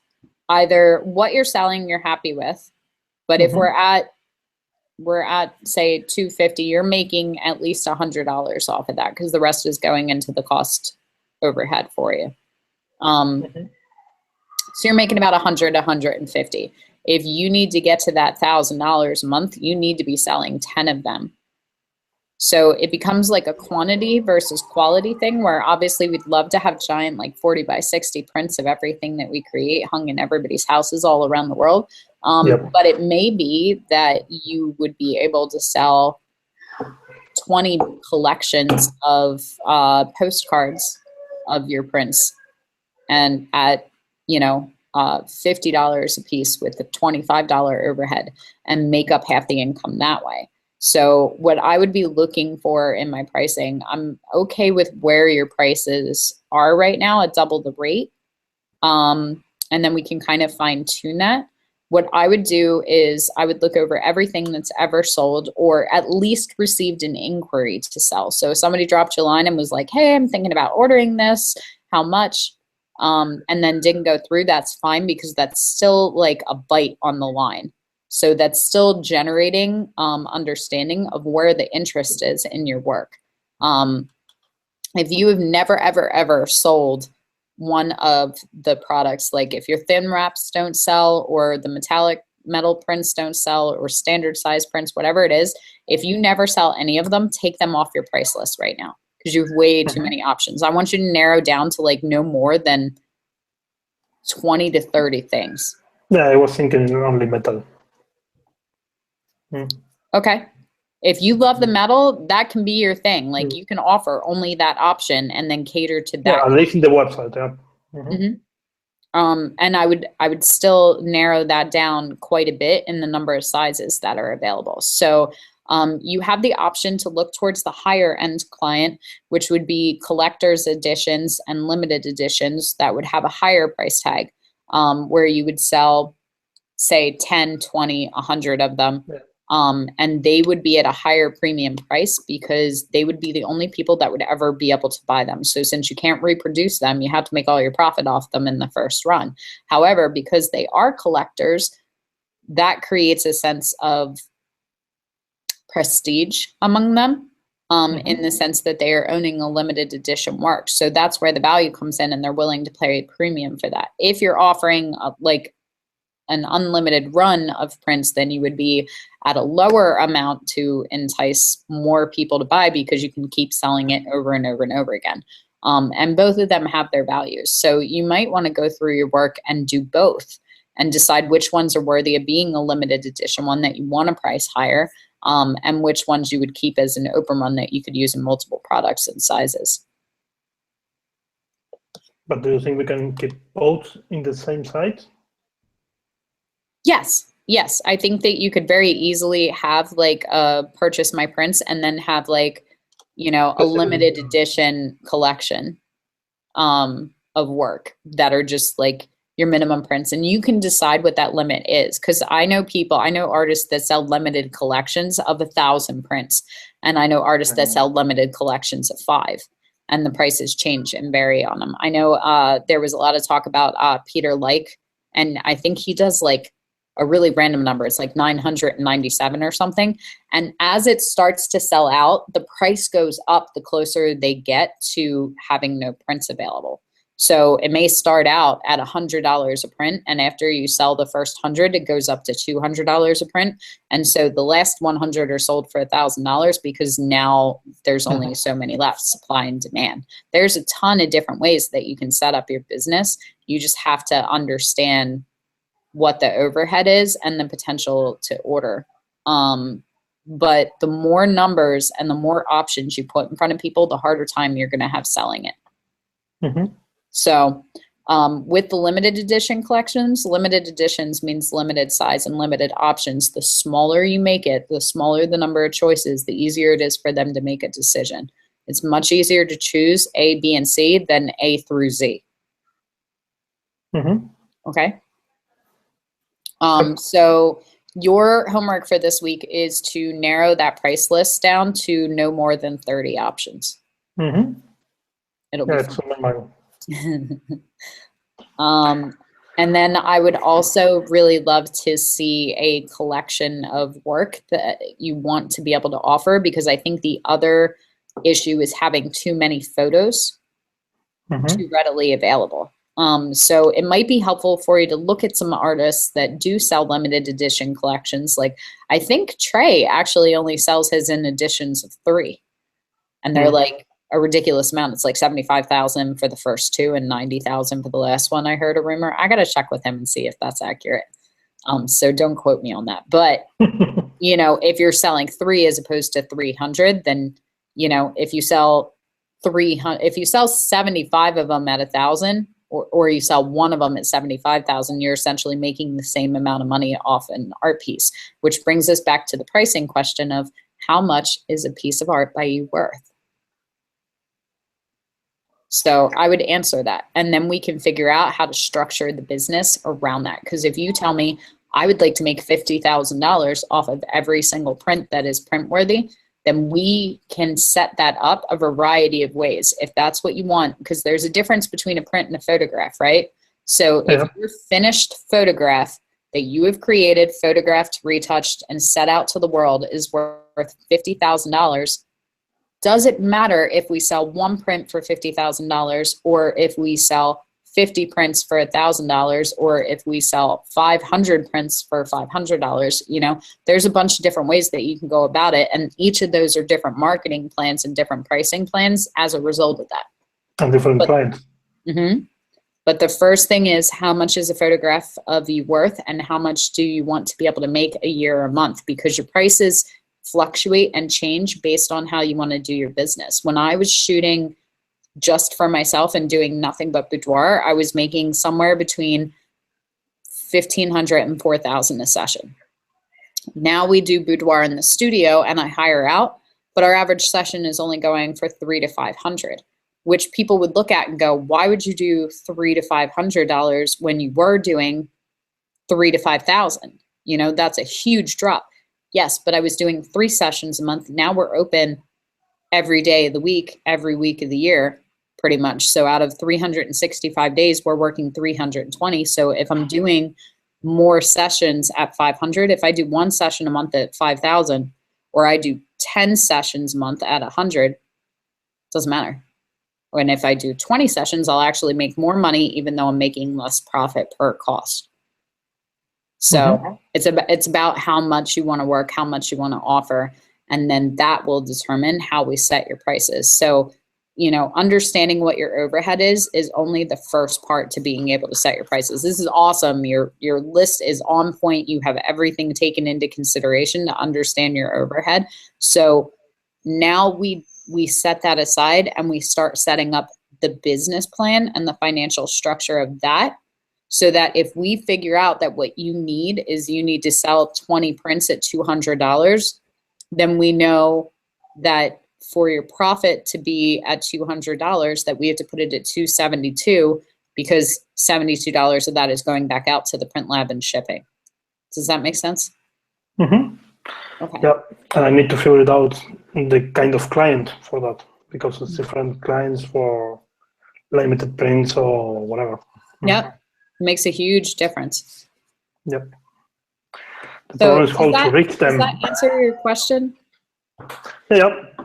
Okay. Other questions? Richard, you've been super quiet. He's yelling at me for cursing though.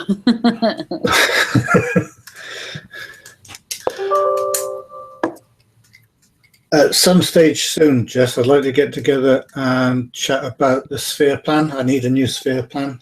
Okay. What are we thinking for that now? We can chat about that now. Does anybody else have any other pricing questions? We covered a lot of info. I feel like you guys are going to be able to go back and go through that because I kind of jumped around quite a bit. Well, I have a general Well, question on thanks. pricing, especially on landscapes. Sure. When you're shooting, you're talking to people face to face, where landscape is more like a disconnected kind of sale. I think that depends on how you choose to sell it. I mean, there's no connection. You have to have a connection. I guess that's what. If you sell it at a destination, that would be one thing. I think that in-person sales can absolutely be used for fine art photography. So portraiture is different because portraiture for me is defined as what you are photographing is who is buying. And fine art, be it landscape or macro or, you know, any kind of fantasy art, anything in general, is basically anybody, even if it is a portrait photo, it's somebody buying a picture of someone that isn't them or their family, basically. Can we agree on that terminology?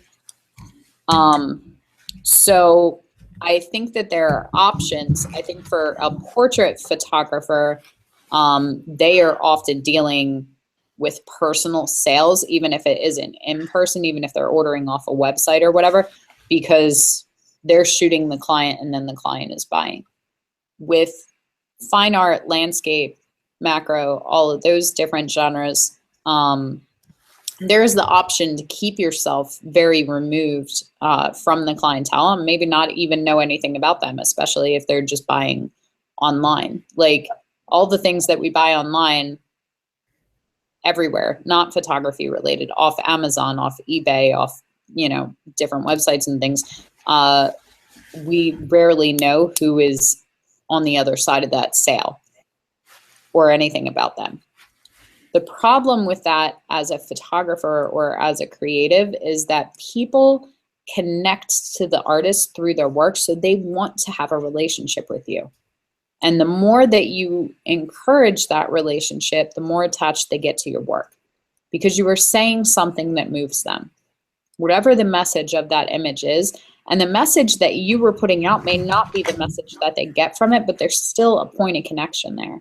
So if you are selling remotely and you're looking at websites like 500 Pixels or what are the other ones I've heard? Redbubble, Fine Art America, those kind of things, it's much more difficult for you to stand out because all they can go off of is the photograph.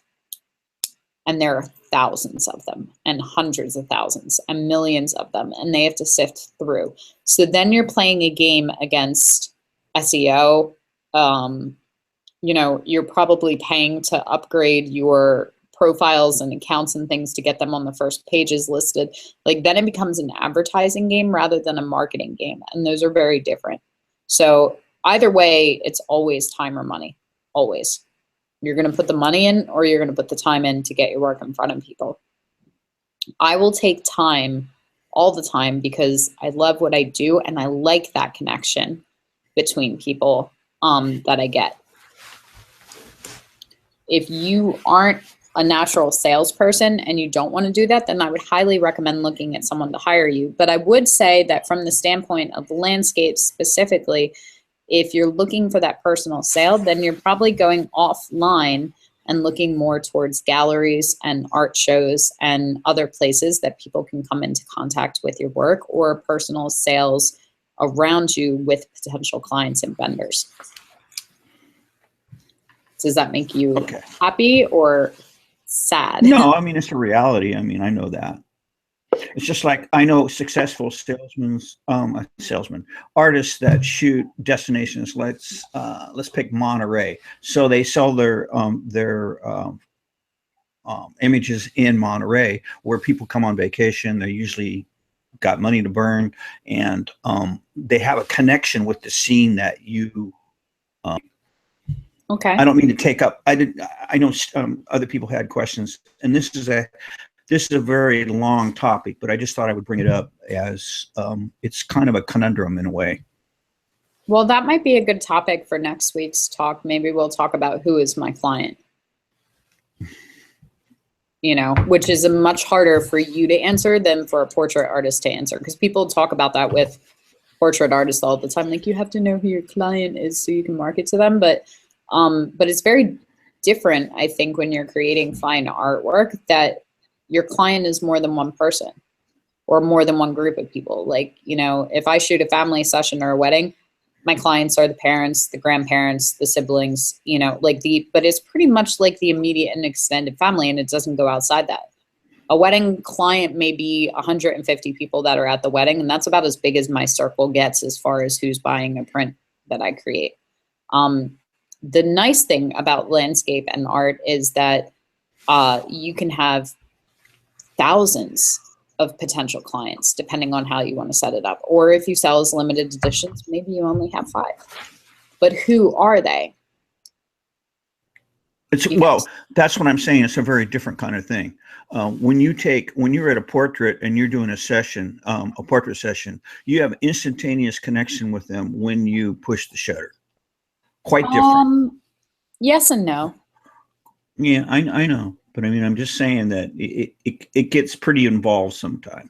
I didn't mean to suck all the oxygen out. I know that other people had questions. No, you're not. You're bringing up a good point, and something that I think a lot of people struggle with. But, you know, I also think that you're maybe closing down and shortchanging a little bit when you say, like, if I take pictures of Monterey, I have to sell them in Monterey to people that are in Monterey. Right. Because I have an entire board of all the places I want to go to that I won't get to, or that I might not get to, or that I hope to someday get to. And so those prints are just as saleable to those people that are aching to go there as the people that have been there. And it's a totally different emotional connection, but you can still absolutely connect on both sides. I also think that art moves people. So you have the image that we were calling Big Brother. Yes. I think that that image strikes on an emotional tone. And I think that pretty travel photos are great and people can look at them and go, wow, that's gorgeous.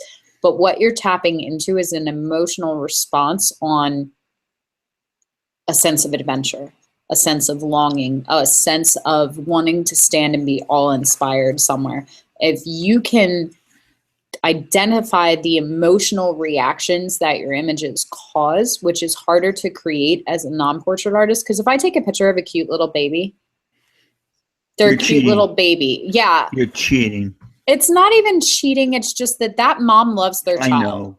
So they will even buy the ones of them crying their faces off, you know, because they know their child.